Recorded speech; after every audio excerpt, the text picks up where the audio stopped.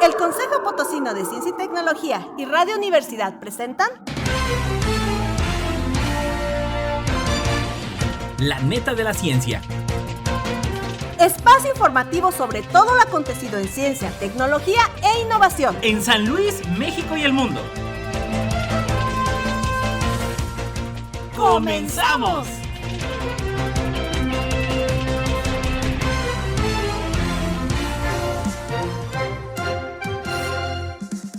¿Qué tal? ¿Cómo le va? Muy buenos días. Bienvenidos a La Neta de la Ciencia, transmitiendo desde Radio y Televisión Universitaria a través del 88.5 y 1190 de AM.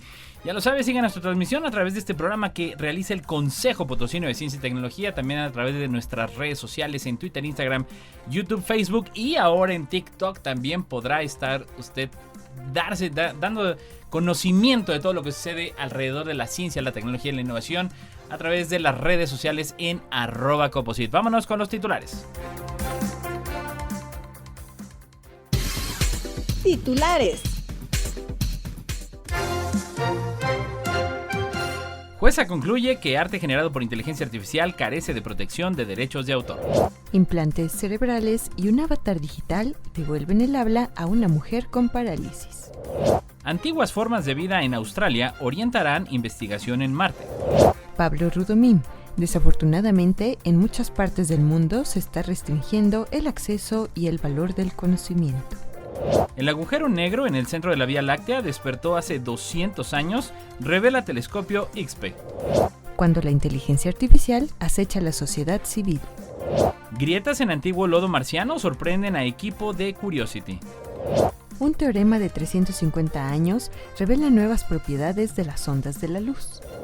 Desiertos, piscinas y mapas. Así prueba la NASA los instrumentos que llevará a la Luna. Descubren un alga que puede acabar con las emisiones de metano producidas por el ganado. ¿Qué significa que Mercurio esté retrógrado? El cambio climático pone en jaque ruta del Canal de Panamá. Japón lanza a la vez un telescopio para escudriñar agujeros negros y una sonda camino a la Luna. Pequeños jardines multiplican las especies de insectos en ciudades. El agua en la Luna y las civilizaciones del futuro. Escáneres oculares podrían detectar posibles signos de Parkinson años antes. La NASA fotografía el cráter que dejó la nave rusa al estrellarse contra la Luna hace 2 semanas. UNAM usa inteligencia artificial para la detección temprana de retinopatía diabética.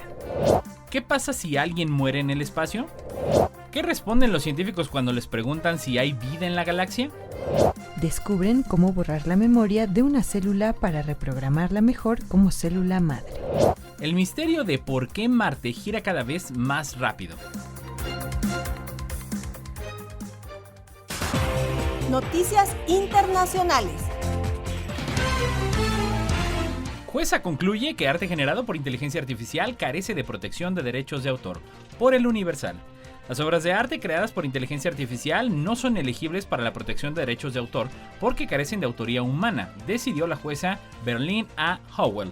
Del Tribunal de Distrito de Estados Unidos para el Distrito de Columbia, la jueza estuvo de acuerdo con la decisión de la Oficina de Derechos de Autor de Estados Unidos de denegar el registro de derechos de autor al científico informático Stephen Thaler, quien argumentó que una obra de arte bidimensional creada por su programa de inteligencia artificial Creativity Machine debería ser elegible para protección.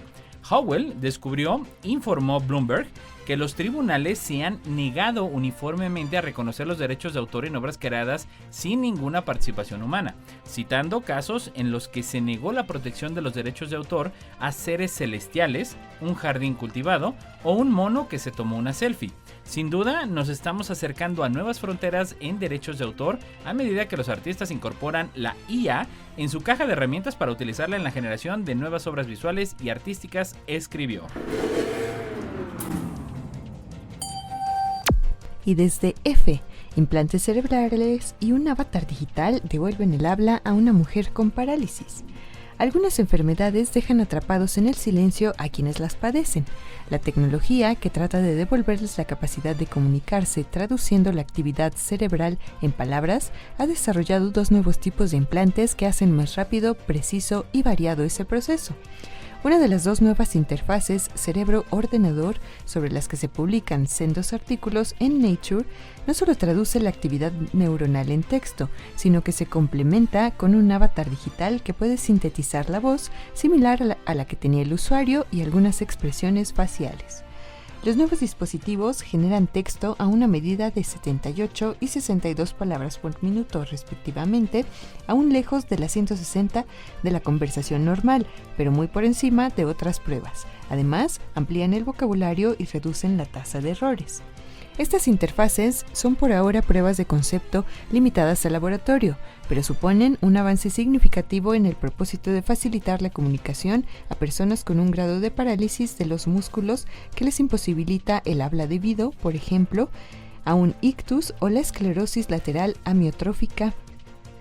El primer cerebro-ordenador es responsabilidad de un equipo liderado por Edward Chang de la Universidad de California en San Francisco y ha permitido a una mujer identificada como Anne y con parálisis severa por un derrame cerebral hablar a través de un avatar digital. El sistema genera una media de 78 palabras por minuto, con 28% de error para un vocabulario de más de 39,000 palabras. El equipo implantó un rectángulo fino con un panel de 253 electrodos en la superficie del cerebro de la mujer, en zonas fundamentales para el habla, los cuales interceptan las señales cerebrales que, de no haber sido por el ictus, habrían ido a parar a los músculos de la lengua, la mandíbula, la laringe y la cara. Un cable, conectado a un puerto fijo a su cabeza, conectaba los electrodos a un banco de ordenadores. El siguiente paso fue entrenar un modelo de aprendizaje profundo para reconocer las señales cerebrales únicas de Anne relacionadas con el habla mientras ella intentaba pronunciar frases completas en silencio. Esta inteligencia artificial no solo reconoce palabras, sino los 39 fonemas que componen el inglés hablado, lo que mejoró la precisión del sistema y lo hizo 3 veces más rápido. Antiguas formas de vida en Australia orientarán investigación en Marte, por NASA Ciencia.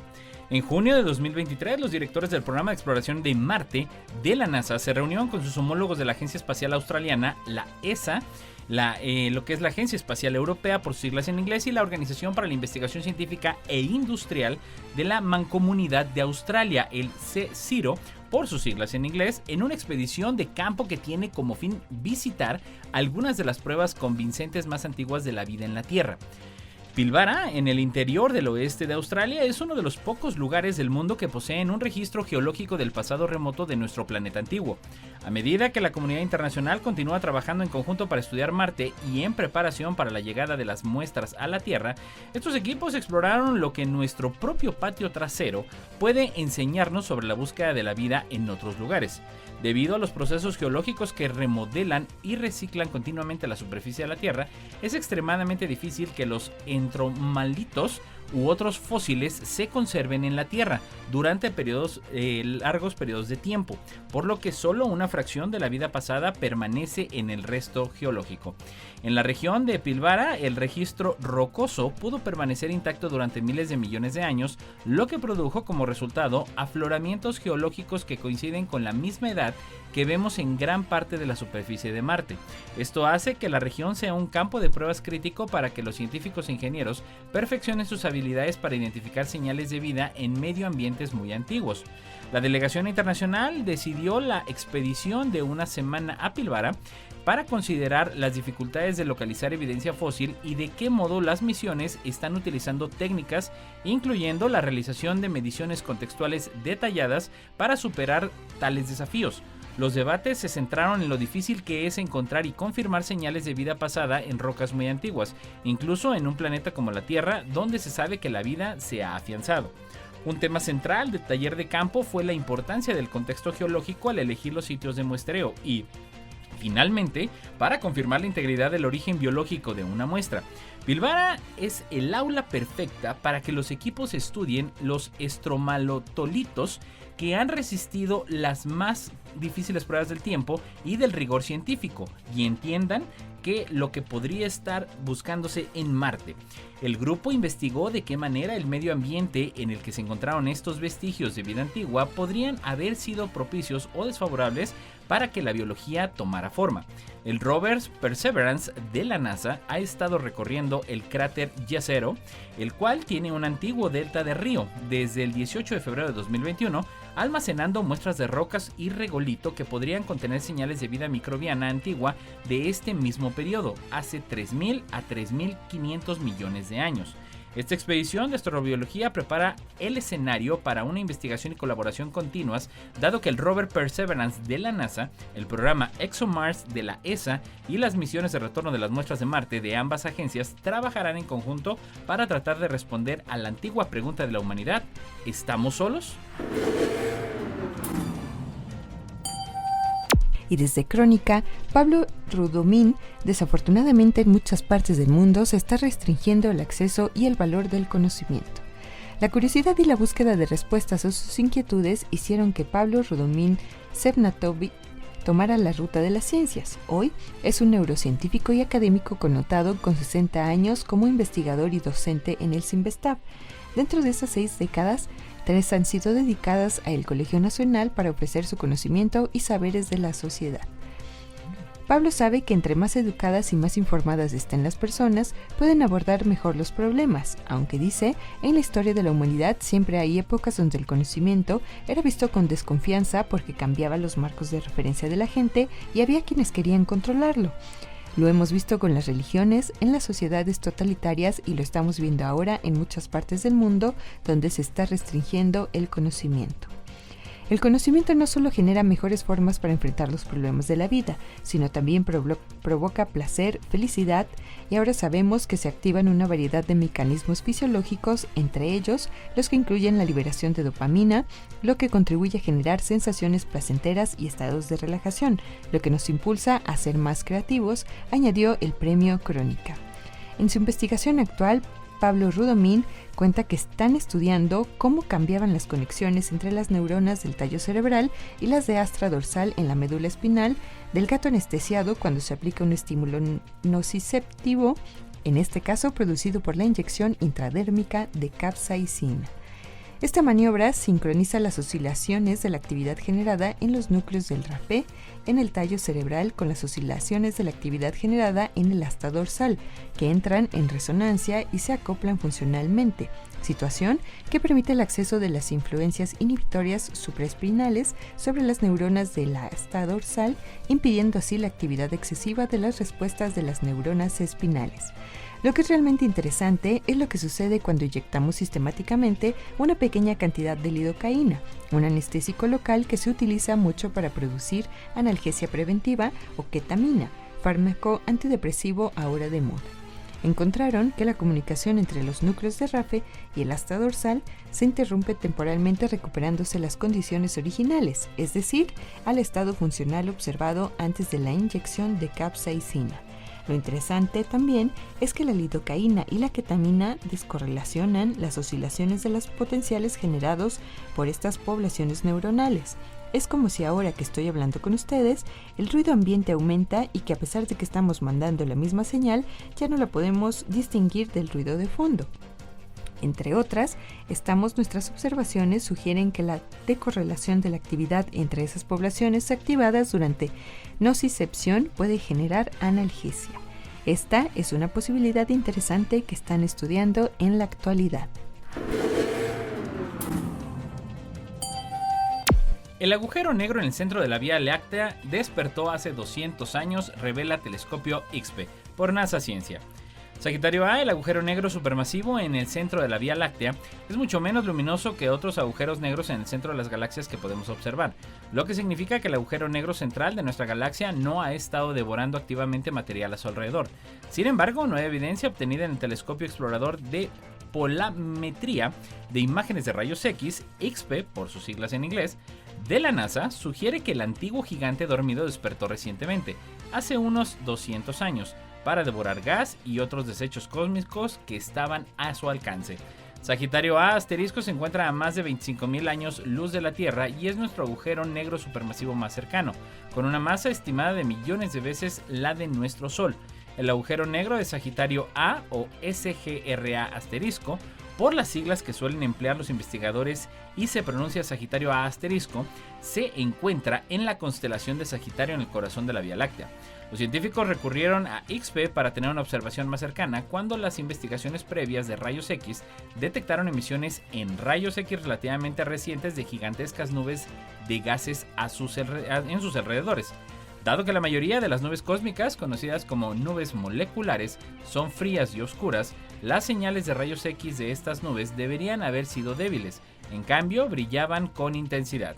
Uno de los escenarios para explicar por qué estas nubes moleculares gigantes están brillando es que, de hecho, están haciendo eco de un destello de luz de rayos X desaparecido hace mucho tiempo, lo que indica que nuestro agujero negro supermasivo no estaba tan inactivo hace algunos siglos, dijo Frédéric Marin, astrónomo del Observatorio Astronómico de Estrasburgo, en Francia, y autor principal del estudio publicado en la revista Nature. XP, el cual mide la polarización de la luz de rayos X o la dirección e intensidad promedio del campo eléctrico de las ondas de luz, apuntó a estas nubes moleculares durante los periodos de estudio en febrero y marzo de 2022, cuando los astrónomos combinaron los datos resultantes con imágenes del Observatorio de Rayos X Chandra de la NASA y las compararon con observaciones de archivo de la misión XMM Newton de la Agencia Espacial Europea. Pudieron aislar la señal de rayos X y reflejada y descubrir su punto de origen. Al analizar los datos, el equipo descubrió que los rayos X de las nubes moleculares gigantes eran luz reflejada de una erupción intensa y de corta duración producida en SGR A asterisco. Acerca de posiblemente ocasionada por el agujero negro que consumió abruptamente el material cercano. Cuando la inteligencia artificial acecha a la sociedad civil. En mayo, Khalaf al-Romaiti voló de Turquía a Jordania con un pasaporte turco. Fue detenido en el aeropuerto de Amán tras un escaneo de iris que reveló que era el mismo Khalaf al-Romaiti sentenciado en 2013 a 15 años de prisión en los Emiratos Árabes Unidos, un juicio masivo al que organizaciones de derechos humanos atribuyeron motivación política. El hombre fue enviado a los Emiratos donde está detenido. No todo es nuevo en la materia. Las huellas dactilares, por ejemplo, se usan para identificar personas desde fines del siglo XIX y el ADN desde la década de 1980. Pero la información biométrica es hoy más variada e incluye desde la obtenida del iris o la forma de los lóbulos de las orejas hasta la entrega y la manera en que una persona respira o camina. Existe un tipo de verificación uno a uno, por ejemplo, cuando se desbloquea un celular con la huella dactilar. Otra modalidad es la identificación biométrica remota, en la que un programa de computación compara los datos únicos de la persona con enormes bancos de datos u otros archivos. Esta modalidad es la que preocupa a los expertos en derechos humanos, especialmente si se usa en conjunto con avanzados algoritmos e inteligencia artificial. Ela Jakubowska, asesora política de la Red Europea de Derechos Digitales de Bruselas, explica que hay varios aspectos que marcan un cambio. Uno sería el número de formas diferentes de identificar y rastrear a una persona. El otro es el que el potencial del software para reconocer patrones creció exponencialmente en los últimos 5 años. Actualmente, casi todos los países del Medio Oriente utilizan información biométrica en sus aeropuertos y fronteras, pero algunos van más allá. Por ejemplo, Qatar, Arabia Saudita y los Emiratos Árabes Unidos recaban datos biométricos en los registros que permiten a los ciudadanos acceder a servicios estatales. Otros países, como Irak o Yemen, los piden para el registro electoral. La Unión Europea está debatiendo lo que probablemente será la primera ley del mundo sobre la inteligencia artificial. Entre los aspectos más polémicos está el de cómo debe utilizarse la información biométrica o si debe utilizarse en absoluto. Grietas en antiguo lodo marciano sorprenden a equipo de Curiosity, por NASA Ciencia. Los científicos no están del todo seguros de cómo comenzó la vida en la Tierra, pero una teoría predominante postula que los ciclos constantes de condiciones lluviosas y secas en los suelos ayudaron a formar los complejos componentes químicos basados que son necesarios para la existencia de vida microbiana. Esta es la razón por la que el hallazgo de un mosaico de antiguas grietas de barro en un buen estado de conservación es tan emocionante para el equipo de la misión del vehículo explorador Curiosity de la NASA en Marte. Un reciente artículo publicado en la revista científica Nature explica en detalle cómo el patrón hexagonal característico de estas grietas de lodo ofrece la primera evidencia de los ciclos de lluvias y sequías que ocurrieron en el Marte primitivo. Curiosity está ascendiendo de forma gradual por las capas sedimentarias del monte Sharp, el cual se encuentra a 5 kilómetros de altura en el cráter Gale. El rover detectó las grietas de lodo en 2021 después de perforar una muestra de un objeto de roca apodado Ponturus, que fuera hallado dentro de una zona de transición entre una capa rica en arcilla y una más alta de esta enriquecida con minerales salados llamados sulfatos. Mientras que los minerales de arcilla generalmente se forman en el agua, los sulfatos tienden a formarse a medida que el agua se seca. Los minerales que predominan en cada área reflejan diferentes épocas en la vida del cráter Gale. La zona de transición entre ellas ofrece el registro de un periodo en el que se hicieron frecuentes largos periodos de sequía y los lagos y ríos que alguna vez llenaron el cráter comenzaron a retroceder. A medida que el lodo se seca, se encoge y se fractura en uniones en forma de T, que es lo que Curiosity descubrió anteriormente en Old Soiker, un conjunto de grietas de lodo más abajo en el monte Sharp. Estas uniones son evidencia de que el lodo de Old Soiker se formó y se secó alguna vez, mientras que las exposiciones periódicas al agua que crearon el lodo de Pontours hicieron que las uniones en forma de T se ablandaran y adquirieran forma de Y, formando finalmente un patrón hexagonal. Las grietas hexagonales en la zona de transición siguieron formándose incluso a medida que se depositaba nuevo sedimento, lo que indica que las condiciones de lluvia y sequías continuaron durante largos periodos de tiempo.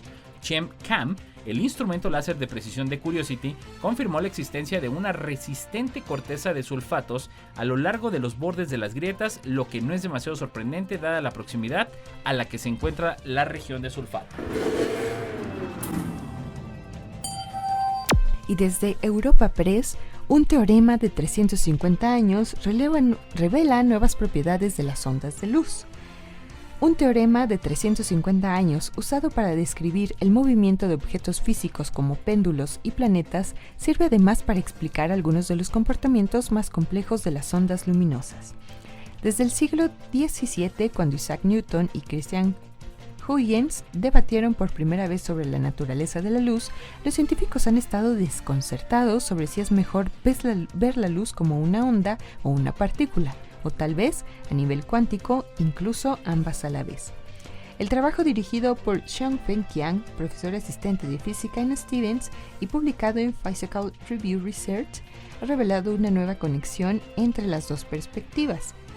También demuestra por primera vez que el grado de entrelazado no cuántico de una onda de luz existe en una relación directa y complementaria con su grado de polarización.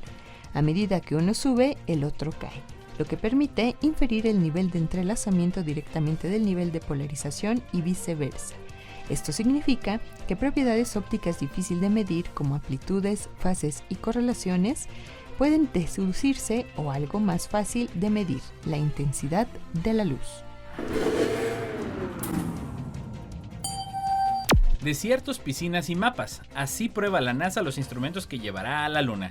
Por Michael Gresko. Durante una tarde del mes de octubre, la astronauta de la NASA, Senna Cartman, se encontraba paseando por un campo de rocas de lava con un traje espacial de imitación, con los ojos puestos en el paisaje lunar.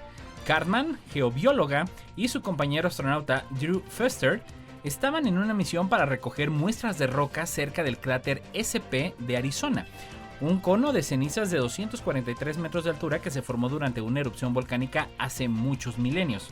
La NASA se encargó de que el viaje nocturno de Cartman y Foster no fuera fácil. Largas sombras se deslizaban por el escarpado paisaje, proyectadas por un sol artificial en forma de luz movida por un científico. Cuando Cartman y Foster se alejaron del resplandor, es decir, destinado a recrear la iluminación del polo sur lunar, y se adentraron en pequeños valles, no pudieron ver más allá de 9 metros. La pareja escudriñó las características de las rocas bajo las luces montadas en sus trajes espaciales, tratando de orientarse utilizando mapas deliberadamente de baja resolución de la zona, como si estuvieran trabajando con imágenes de los satélites lunares. Durante su EVA, abreviatura de Extravehicular Activity, no se permitió el uso del GPS ni de brújula. Al fin y al cabo, ninguno de los dos funciona en la Luna. El paseo lunar simulado fue aislante, desafiante y desorientador. Pero Cartman y Feustel no estaban solos. Un equipo de científicos y personal de operaciones de vuelo en el Centro Espacial Johnson de la NASA en Houston, Texas, examinó los mapas del cráter volcánico y siguió el progreso de los astronautas. El control de la misión transmitía entonces un flujo de instrucciones y consejos que se canalizaban al astronauta Kate Rubins, que actuaba como Capcom, la voz en los oídos de Cartman y Feustel en el principal punto de contacto de la pareja. Esta misión, conocida como Joint EVA Test Team 3, o mejor conocida como JET 3, fue el último simulacro de paseo lunar de la NASA en el marco del programa Artemis de la agencia, cuyo objetivo es devolver a las personas a la Luna tan pronto como sea en 2025. En abril del 2023, la NASA anunció el primer equipo que iría a la Luna. Ni Cartman ni Feustel están en ese primer viaje. El objetivo principal de JET 3 y de otras misiones análogas no es entrenar a los astronautas, sino probar todo lo demás, desde los cinceles que los caminantes lunares brindarán hasta la documentación que los científicos en la Tierra utilizarán para catalogar cada excursión en la superficie lunar. Y desde el mundo, descubren un alga que puede acabar con las emisiones de metano producidas por el ganado. Sea Forest va a comercializar un suplemento de algas marinas descubiertas en Australia que podrían resolver casi por completo el problema de las emisiones de gases de efecto invernadero producidas por la ganadería. La organización Orsánica ha obtenido una subvención de $1 millón australianos por parte del gobierno federal que permitirá acelerar la producción del innovador producto de algas comestibles llamadas Asparagopsis. Este vegetal marino fue identificado por un equipo de investigación dirigido por C0 que descubrió su capacidad para reducir significativamente la cantidad de metano producido por vacas y ovejas cuando se agrega a sus dietas, eliminando casi por completo la producción del potente gas de efecto invernadero. Las Paragopsis son nativas de las aguas de Tasmania y Sea Forest prevé poder cultivarla para producirla en cantidades comerciales y utilizarla en la industria agrícola. El metano es un subproducto del proceso de rumia que utilizan animales como vacas y ovejas para digerir pastos. El proceso implica la fermentación de los pastos, incluido el proceso de fermentación entérica que produce metano como subproducto, lo que se libera a la atmósfera a través de los eructos. La creciente producción mundial de ganado ovino y bovino se ha convertido en un gran desafío para los esfuerzos por reducir las emisiones de gases de efecto invernadero, ya que el metano tiene un potencial de calentamiento global 28 veces mayor que el del dióxido de carbono. El ganado es responsable de hasta una sexta parte de las emisiones globales. Sea Forest ha desarrollado un suplemento dietético derivado de la Asparagopsis que puede reducir la producción de metano en la producción de ganado vacuno y ovino hasta en un 98% cuando el suplemento reemplaza solo el 0.2% de su dieta. El suplemento de algas que se está desarrollando, con su capacidad para eliminar casi por completo las emisiones de la producción de ganado ovino y bovino, podría aprovechar un enorme mercado agrícola mundial. El Instituto Australiano de Algas Marinas estima que el mercado de suplementos dietéticos podría llegar a tener un valor de hasta 1.500 millones al año para 2040, crear hasta 9.000 puestos de trabajo y generar una reducción del 10% en las emisiones globales de gases de efecto invernadero. No importa en qué parte del mundo estés, recuerda sintonizarnos en la web radioytelevisión.uaslp.mx. ¿Qué significa que Mercurio esté retrógrado? Por National Geographic. Es posible que oigas responsabilizar a Mercurio retrógrado, en alusión a cómo el planeta parece retroceder en su marcha a través de nuestro cielo durante unas pocas semanas, aproximadamente cada 4 meses. Esta temporada ha ocurrido entre el 23 de agosto hasta el 14 de septiembre. El aparente movimiento retrógrado de Mercurio es un fenómeno astronómico real, pero su conexión con los acontecimientos en la Tierra, es decir, con la astrología, está ampliamente refutada como pseudociencia. Aún así, la idea de que Mercurio tiene poder sobre nuestra comunicación es popular en Occidente. El movimiento retrógrado ha captado la atención de los observadores del cielo durante milenios. La interpretación astrológica actual de los movimientos de los planetas hunde sus raíces en las antiguas tablillas grabadas por los primeros astrónomos. En realidad, Mercurio no retrocede en su órbita alrededor del Sol. El movimiento retrógrado es una ilusión óptica causada por todos los planetas que se mueven a velocidades diferentes unos de otros. En medio de las antiguas ideas de los astrónomos sobre los cielos, centradas en la Tierra, un cuerpo celeste que pareciera moverse hacia atrás habría presentado un llamativo enigma. De hecho, el aparente movimiento retrógrado de los planetas se documentó en una época muy temprana de la historia de la humanidad. Según Matthew Ossendricker, historiador de la ciencia antigua, asiriólogo y astrofísico de la Universidad Libre de Berlín en Alemania, Mercurio retrógrado fue documentado probablemente por primera vez por astrónomos babilonios en torno al siglo VII a.C. Aquellos antiguos astrónomos grabaron diarios astronómicos en tablillas de arcilla en los que describían detalladamente el movimiento de los planetas, incluido el de Mercurio, que parecía ralentizarse y girar sobre sí mismo. Los astrónomos babilonios también creaban fórmulas para predecir dónde aparecería en el cielo los cuerpos celestes, incluido Mercurio. La idea de que las posiciones y el movimiento de los cuerpos celestes podían predecir el destino de una nación, un gobernante, una cosecha o un acontecimiento perduró como una creencia muy asentada en la Europa medieval. El cambio climático pone en jaque ruta del Canal de Panamá. Una de las vías marítimas más importantes del mundo, el Canal de Panamá, atraviesa una crisis sin precedentes. El tránsito habitual de buques por esta zona se ha visto reducido por la falta de lluvias, una sequía que ya se extiende por varios meses y que los expertos apuntan directamente como otra consecuencia más del cambio climático. En este caso, no obstante, también preocupan las repercusiones económicas, ya que este paso conecta 180 rutas marítimas y representa el 3% del comercio marítimo mundial. La falta de lluvias ha traído consecuencias para el canal. El lago Gatún está en niveles muy bajos y de este depende el complejo sistema de esclusas que utiliza agua dulce que permite que grandes cargueros puedan cruzar esta vía interoceánica. Este embalse representa además una fuente de agua crucial para más del 50% de la población del país, dijo la propia autoridad del canal. De hecho, la autoridad del canal comunicó que la capacidad diaria de tránsito se limitaría a 32 buques, frente a los 35 o 36 que circulaban previamente, y que el calado del canal se fijaría en 13.41 metros, una medida que se mantendría a menos que se produzcan cambios significativos en las condiciones meteorológicas. Señaló el organismo panameño, a raíz de estas restricciones, el tiempo de espera para continuar la ruta ha aumentado en ambos lados, especialmente para buques sin reserva. La ubicación del Canal de Panamá representa un punto de tránsito crítico tanto económico como estratégico, por lo que la congestión resultante, los retrasos y las limitaciones de carga están ejerciendo una presión a la alza sobre los costes de transporte marítimo, dice a W. de Sanoli Chondri, investigadora asociada del Instituto Alemán de Investigación Económica.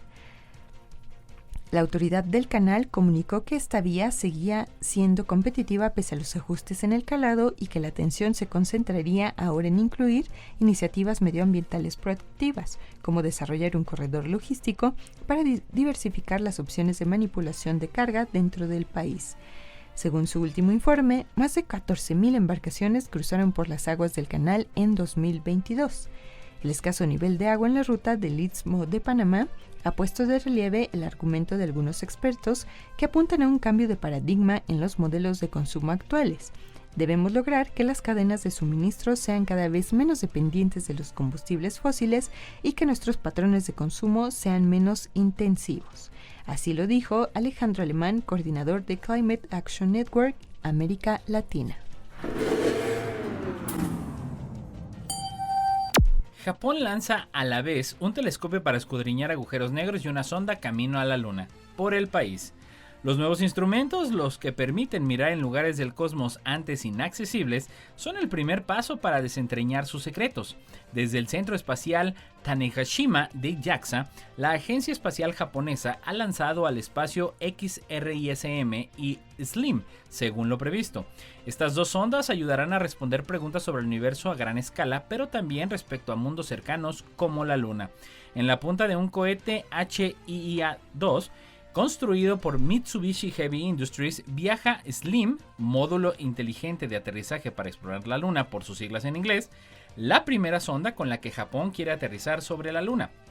Como demuestra el reciente fracaso de la sonda Luna 25 rusa, el de la misión privada japonesa Hakuto R y el de varias sondas más.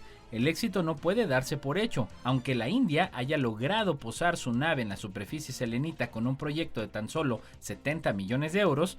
De conseguirlo, Japón sería el quinto país en posarse en la Luna, tras la URSS, Estados Unidos, China y la India, aunque tardará al menos 3 meses en llegar. El objetivo de SLIM es probable una tecnología de aterrizaje muy precisa con una sonda ligera, un planteamiento que puede ser clave para futuras misiones a la Luna y a otros lugares del sistema solar. El módulo Eagle, con el Armstrong y Aldrin, se convirtieron en los primeros humanos en llegar a la Luna. Tenía la precisión suficiente para clavarse sobre un eclipse de 20 kilómetros a lo largo de uno de 5 por ancho. SLIM pretende posarse a una distancia máxima de 100 metros del punto elegido para hacerlo, en el cráter Scioli.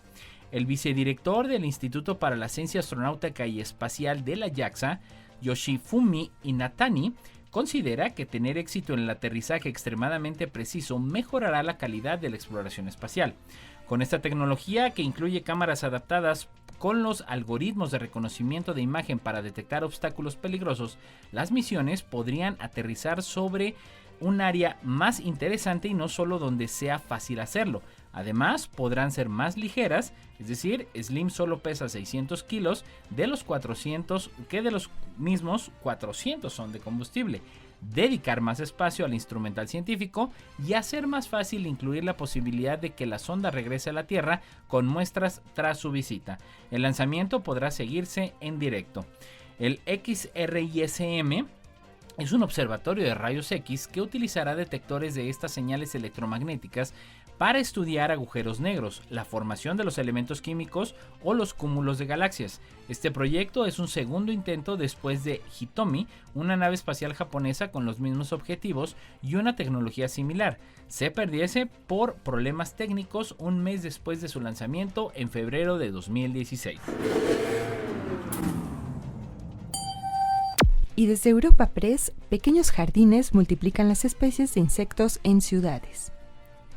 Al aumentar la diversidad de plantas autóctonas en zonas urbanas, investigadores de la Universidad de Melbourne han visto un incremento 7 veces superior de especies de insectos en solo 3 años. Esto confirma los beneficios ecológicos de los proyectos de reverdecimiento urbano, según publican en la revista de la Sociedad Ecológica Británica Ecological Solutions and Evidence. El estudio, realizado en un pequeño espacio verde de la ciudad de Melbourne, descubrió que un aumento de la diversidad y complejidad de las comunidades vegetales conlleva un gran incremento de la biodiversidad de insectos, una mayor probabilidad de atraerlos y un mayor número de interacciones ecológicas entre plantas e insectos.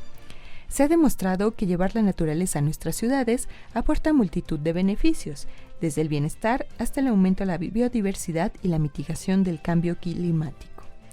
Poder cuantificar los beneficios de proyectos ecológicos como los jardines en azoteas o las praderas urbanas de flores silvestres se ha convertido en un objeto prioritario para quienes los crean y financian.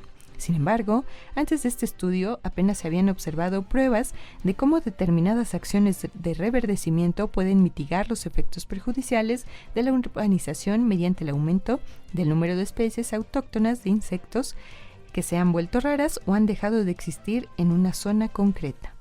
El autor principal del estudio, el Dr. Luis Mata, de la Facultad de Agricultura, Alimentación y Ciencias de los Ecosistemas e investigador principal de Cesar Australia, explica que estos hallazgos aportan pruebas cruciales que respaldan las mejores prácticas en el diseño de espacios verdes y contribuyen a revigorizar las políticas destinadas a mitigar los impactos negativos de la urbanización sobre las personas y otras especies.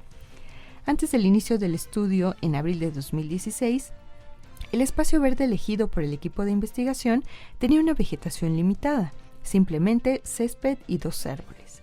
A lo largo del mes de abril, el lugar se transformó sustancialmente mediante el deshierve, la adición de nueva tierra vegetal, la descompactación y fertilización del suelo y el alcorchado orgánico y la incorporación de 2 especies vegetales autóctonas.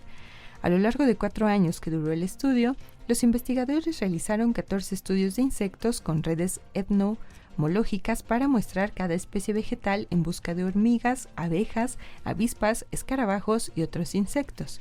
En total, se identificaron 94 especies de insectos, 91 de las cuales eran autóctonas de Victoria. Se calcula que las 2 especies de plantas plantadas al principio del estudio mantenía 4.9 veces más especies de insectos al cabo de un año que las 2 especies originales que existían en el espacio verde donde se llevó a cabo la investigación. Al tercer año del estudio solo quedaban 9 especies de plantas, pero aún así se estimaba que soportaban 7.3 veces más especies de insectos que las especies originales presentes en el espacio verde. El agua en la Luna y las civilizaciones del futuro, por El País. No hay una sola ciudad importante en la Tierra que no esté localizada en las orillas de un río o de una fuente copiosa de agua dulce. Entonces, no debería sorprendernos que lo que se quiere asegurar en la Luna como un primer paso para futuros asentamientos sea precisamente eso. Ya en 1961 se propuso la posibilidad de que pudiera encontrarse hielo de agua en trampas frías en los polos lunares, en regiones de sombra permanente que existen debido a la baja oblicuidad de la Luna. En concreto, los grandes cráteres de impacto situados en latitudes altas ofrecen protección contra la radiación solar durante todo el día lunar, y esto es así tanto en las partes de la pared y el suelo del cráter, como en los cráteres más pequeños dentro de los grandes, y existen aproximadamente 500,000 de ellos con tamaños de hasta 1 kilómetro de diámetro en toda la superficie lunar. Es precisamente en uno de esos cráteres jóvenes donde el instrumento Moon Mineralogy Mapper, el M3 de la NASA a bordo del Chandrayaan-1, la cual es la primera misión de la Agencia Espacial India ISRO a nuestro satélite, mostró evidencia de una huella de agua en 2008. La confirmación llegaría un año más tarde, cuando la etapa superior del cohete utilizado para lanzar ISRO de la NASA se estrelló deliberadamente contra un cráter del polo sur de la Luna. El sobrevuelo de la sonda L-Cross a través del penacho de escombros detectó 155 kilogramos de agua antes de impactar contra la Luna. La cantidad de agua que hay hoy en la Luna es muy incierta, pero se estima que puede contener 10,000 millones de veces menos masa que la que contiene nuestro planeta, solo en los océanos, y esto siendo solo 81 veces menos masiva que nuestro planeta. Pero si la Luna está cerca de nuestro planeta y si el rasgo de la Tierra, el planeta azul, es el agua, ¿por qué no es lo mismo que nuestro satélite también? ¿Por qué la Luna no está llena de agua líquida si aquí también hay de nuestro lado? Pues por una razón de peso, no tiene suficiente masa para retener una atmósfera. Existen 3 hipótesis principales que no son excluyentes entre sí. Por un lado, tenemos los impactos del cometa con hielo, por otro, las erupciones volcánicas, y por último está el efecto del viento solar. Los cometas provienen de regiones alejadas del Sol, ricas en agua, y su impacto continuado cuando el sistema solar era joven ha podido no solo dotar a nuestro satélite de agua, sino que también, creemos, ha llenado parte de nuestros océanos. Hoy en día la Luna está en su mayor parte geológicamente inerte, pero antes de enfriarse tuvo erupciones volcánicas que pudieron liberar el agua que se encuentra en cantidades de rocas. Y por último tenemos el viento solar que deposita en la superficie de la Luna átomos de hidrógeno sin electrones, es decir, protones, que interactúan con el oxígeno de las rocas lunares para formar agua. Y desde Crónica, escáneres oculares podrían detectar posibles signos de Parkinson años antes.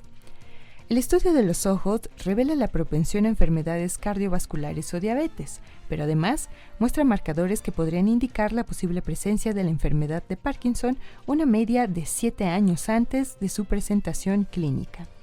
Un estudio que publica hoy la revista Neurology y firma el University College de Londres y el Hospital Oftalmológico Moorfields en Reino Unido analizó escáneres de la retina con ayuda de inteligencia artificial, lo que ha permitido identificar unos marcadores sutiles de la enfermedad. El autor principal del estudio, Siegfried Warner, señaló que aunque todavía no están preparados para predecir si un individuo desarrollará Parkinson, esperan que este método pueda convertirse pronto en una herramienta de presentación para las personas con riesgo de padecer la enfermedad. Los médicos saben desde hace tiempo que el ojo es una ventana al resto del cuerpo, que permite conocer directamente muchos aspectos de nuestra salud, señaló el University College de Londres. El uso de datos de escáneres oculares ya ha revelado signos de enfermedades neurodegenerativas como el Alzheimer, la esclerosis múltiple o la esquizofrenia, así como la propensión a la hipertensión arterial, las enfermedades cardiovasculares y la diabetes. Las imágenes de alta resolución de la retina forman parte de la rutina oftalmológica, en particular un tipo de escáner 3D conocido como tomografía de coherencia óptica, que en menos de un minuto muestra un corte transversal de la retina, la parte posterior del ojo, con un nivel de detalle de hasta una milimésima de milímetro. La NASA fotografía el cráter que dejó la nave rusa al estrellarse contra la Luna hace unas semanas por el país. El 20 de agosto, la agencia espacial rusa Roscosmos reconocía que su sonda Luna 25 cesó su existencia como resultado de un choque con la superficie de la Luna. Un día antes había emitido un escueto comunicado que hacía temer lo peor, ya que se presentó una situación de emergencia a bordo de la sonda robótica que no permitió realizar la maniobra con los parámetros especificados. El error fue simple y fatal. Se dio mayor impulso a la sonda del necesario en una de las maniobras de aproximación a la Luna que acabó con el aparato impactando contra el suelo. Las mediciones de Roscosmos no dejaban lugar a dudas, pero ahora tenemos confirmación visual gracias a la NASA, que ha localizado el cráter que dejó la sonda en el suelo lunar. La agencia espacial rusa había publicado una estimación del punto de impacto el 21 de agosto, lo que permitió a los técnicos de la NASA enviar los comandos al orbitador de reconocimiento lunar, o LRO por sus siglas en inglés, para que intentara capturar imágenes de la sonda un par de días después. Al comparar las imágenes previas que se tenían en ese lugar, el equipo del orbitador encontró un pequeño cráter nuevo, explica la NASA en un comunicado. La imagen del antes se tomó en junio de 2022 y por tanto el cráter se formó algún tiempo después de esa fecha, explica la agencia espacial estadounidense. Dado que este nuevo cráter está cerca del punto de impacto estimado de Luna 25, el equipo de LRO concluye que es probable que provenga de esa misión, en lugar de un impacto natural que pudiera haber creado un meteorito. El nuevo cráter tiene unos 10 metros de diámetro y está situado en el borde interior del cráter Pontecaudlat G, a unos 400 kilómetros del punto de aterrizaje previsto por Roscosmos para su sonda Luna 25. Esta misión era la primera de la Rusia moderna hacia la Luna y se consideraba heredera de Luna 24, la última sonda espacial que llegó al satélite y que además trajo de vuelta a nuestra Tierra, suelo lunar, en 1976. El orbitador RLO también ha permitido observar sobre la superficie lunar el módulo de la misión Chandrayaan 3, que logró posarse con éxito en la región austral del satélite apenas unos días después de que Rusia estrellara su sonda buscando el mismo objetivo. La carrera por el polo sur de la Luna acabó con una foto finish doble, la de la Luna 25 creando un cráter y el Chandrayaan 3 alcanzándolo sin problemas la meta. Y también desde Crónica, UNAM usa inteligencia artificial para la detección temprana de retinopatía diabética. Es lo que es un ejemplo de las enormes aportaciones que pueden generar los proyectos científicos y tecnológicos transdisciplinarios. El Laboratorio de Inteligencia Artificial Microsoft de la Facultad de Ingeniería de la Universidad Nacional Autónoma de México busca ayudar en la reducción de ceguera causada por diabetes. Para ello, desarrolla un sistema de clasificación temprana de retinopatía diabética basado en un conjunto de señales eléctricas de la retina. La retinopatía diabética es una de las principales causas de ceguera adultos a nivel mundial. Se estima que 100 millones de personas sufren de este mal degenerativo globalmente. En México, la Encuesta Nacional de Salud y Nutrición 2018 señala que existían 8.6 millones de personas con diabetes mellitus y la visión disminuida fue la complicación más reportada. El doctor Ismael Everardo Bárcenas Patiño, profesor del Departamento de Computación de la Facultad de Ingeniería y coordinador del laboratorio, explicó que los altos niveles de glucosa en la sangre, característicos de la diabetes, afectan a la retina, donde se forman microaneurismas o bloqueos en los vasos sanguíneos, y esa deficiencia de irrigación de sangre provoca la formación de más vasos que pueden colapsar. Con el tiempo, los microaneurismas pueden causar hemorragias. Las consecuencias más severas son el desprendimiento de la retina y la ceguera. Aunque el diagnóstico convencional de la retinopatía diabética se logra a través de un experto oftalmólogo quien al revisar la retina observa signos clínicos, actualmente en el área de inteligencia artificial se conocen sistemas de clasificación para la retinopatía diabética basados en un conjunto de imágenes del fondo del ojo. Con base en ellas, los algoritmos aprenden las características asociadas con pacientes sanos y enfermos. Una vez entrenados, el sistema clasifica nuevas imágenes y determina si la enfermedad está presente o no. Así lo expuso el doctor Ismael Bárcenas. En contraste, el sistema propuesto por la Facultad de Ingeniería de la UNAM tiene el objetivo de diagnosticar de forma temprana, con base en un conjunto de señales eléctricas de la retina, distinguiendo sus diferentes etapas. Eso permite que esta tecnología sea capaz de clasificar señales nuevas, ya que se cuenta con una solicitud de patente, así como el desarrollo de varias tesis y colaboraciones con distintas universidades y externas. Durante el Seminario de Innovación, Tecnología y Emprendimiento, organizado por la Dirección General de Cómputo y Tecnologías de la Información y Comunicación, Félix Cortés Hernández, fundador y presidente ejecutivo de la plataforma de marketing MKT Total, dijo que la inteligencia artificial tiene bastantes años en esa industria, pero hace un año y medio se escucha con mayor insistencia sobre el tema a partir del surgimiento de herramientas cercanas a la gente, más allá del nivel industrial en el día a día. Dicha tecnología tendrá impacto en el mercado laboral y habrá cientos de empleos que se verán más afectados, a tal grado que se esperan crisis de desempleo, aunque también se presume que surgirán nuevos trabajos con esta revolución. ¿Qué pasa si alguien muere en el espacio? Por BBC News. Desde que comenzó la exploración espacial humana hace poco más de 60 años, han muerto 20 personas, 14 en las tragedias de los transbordadores espaciales de la NASA de 1986 y 2003, 3 durante la misión Soyuz 11 de 1971 y otras 3 en el incendio de la plataforma de lanzamiento de Apolo 1 en 1967. Debido a lo complicado que son los vuelos espaciales, en realidad es notable el escaso número de personas que han perdido la vida hasta ahora. Pero la NASA planea enviar una tripulación a la Luna en 2025 y astronautas a Marte en la próxima década. Así que a medida que los viajes espaciales se vuelven más comunes, también lo hacen las posibilidades de que alguien muera en el camino. Al día de hoy, así es como gestionamos la muerte en el espacio. Si alguien muriera en una misión en la órbita terrestre baja, como a bordo de la Estación Espacial Internacional, la tripulación podría devolver el cuerpo a la Tierra en una cápsula en cuestión de horas.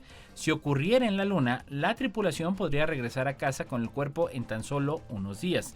La NASA ya tiene protocolos detallados para tales eventos. Debido a ese rápido retorno, es probable que la preservación del cuerpo no sea la principal preocupación de la NASA. En cambio, la prioridad número 1 sería asegurarse de que la tripulación restante regrese a salvo a la Tierra. Las cosas serían diferentes si un astronauta muriera durante el viaje de 480 millones de kilómetros a Marte. En ese escenario, la tripulación probablemente no podría dar la vuelta y regresar. En cambio, el cuerpo probablemente regresaría a la Tierra junto con la tripulación al final de la misión, que sería un par de años después. Mientras tanto, es probable que la tripulación tenga que encargarse de preservar el cuerpo en una cámara separada o en una bolsa para cadáveres especializada, pero todos esos escenarios se aplicarían solo si alguien muriera en un entorno presurizado, como una estación o una nave espacial. ¿Qué pasaría si alguien saliera al espacio sin la protección de un traje espacial? El astronauta moriría casi instantáneamente. ¿Qué responden los científicos cuando les preguntan si hay vida en la galaxia? Por BBC News. La posibilidad de que exista vida en otros planetas resuena en nuestra mente colectiva desde que empezamos a observar el cosmos desde un punto de vista científico. Descubrir que no estamos solos sería el mayor y más relevante hallazgo de la historia. Por el momento, solo podemos especular sobre ello. Poco a poco vamos conociendo más sobre nuestra galaxia y sobre la vida y su evolución. Este conocimiento es una guía, aunque muy limitada, para pensar acerca de si habrá vida en algún otro lugar, si podríamos detectarla o si formas de vida extraterrestres podían detectarnos a nosotros. Cuando hablamos de vida extraterrestre, no nos referimos a la vida inteligente, sino a cualquier forma de vida. Nos interesa descubrir cuál fue el origen y la evolución de la vida en nuestro planeta, si tuvo lugar en otro lugar además de la Tierra, y si hay lugares inexplorados que se reúnen las condiciones para que la vida surge. En este caso es a lo que le llamamos habitabilidad. La astrobiología es la ciencia que se ocupa de dar respuesta a estas cuestiones. En el contexto terrestre existe consenso científico en que la vida surgió hace unos 4.200 millones de años. Lo llamativo es que tuvo lugar en un periodo corto a escala geológica entre cientos de miles y 120 millones, desde que la Tierra se hizo habitable. Esta velocidad de aparición hace pensar que una vez que existen las condiciones adecuadas, la vida puede desarrollarse de manera relativamente rápida. Durante gran parte de la historia de la Tierra, la vida consistió en formas unicelulares y pluricelulares simples, como antecesoras de las algas modernas. Los animales han poblado nuestro planeta durante los últimos 500 a 600 millones de años, solo un 14% de la línea del tiempo total de la vida. Vida inteligente, aquella capaz de observar los cosmos. La capacidad de mandar y recibir señales y explorar el espacio ha existido durante una ínfima parte del tiempo total de la vida en la Tierra, por lo que la probabilidad de que alguien reciba estas señales o nosotros recibamos las suyas son muy bajas.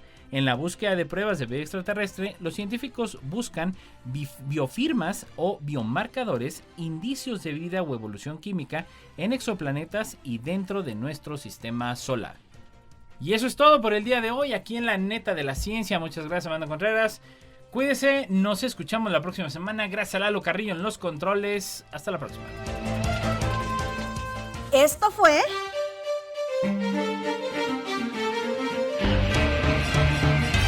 La Neta de la Ciencia.